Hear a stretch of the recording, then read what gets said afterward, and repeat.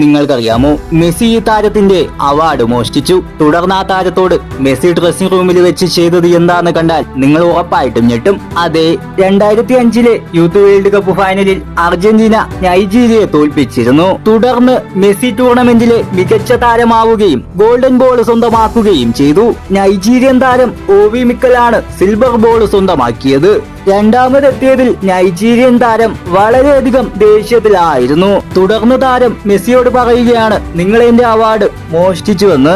Messi ചിരിച്ചുകൊണ്ട് താരത്തോട് പറഞ്ഞത്, എനിക്കിതിലൊന്നും ചെയ്യാൻ പറ്റില്ല, കമ്മിറ്റിയാണ് മികച്ച താരത്തെ തിരഞ്ഞെടുക്കുന്നതെന്നാണ്.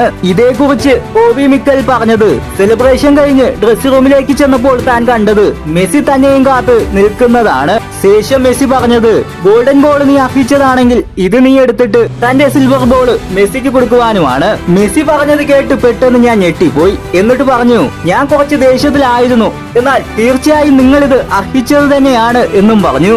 അതിനുശേഷം ഞങ്ങൾ 2018 വേൾഡ് കപ്പിൽ വീണ്ടും ഏറ്റുമുട്ടി. അന്ന് മെസ്സി എന്നെ വിളിച്ചത് ഹലോ ഗോൾഡൻ ബോയ് എന്നാണ്.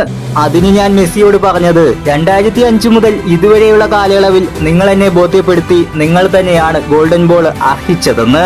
ലോകത്തിലെ മികച്ചവൻ നിങ്ങൾ തന്നെയാണ് ലിയോ. അപ്പോൾ മെസ്സിയുടെ ഈ ഒരു ദയാശീലത്തെ നിങ്ങൾ റെസ്പെക്ട് ചെയ്യുന്നുണ്ടെങ്കിൽ ഐ ലവ് മെസ്സി ഒന്ന് കമന്റ് ചെയ്തിട്ട് ചാനൽ കൂടി ഒന്ന് സബ്സ്ക്രൈബ് ചെയ്യുക ഗൈസ്.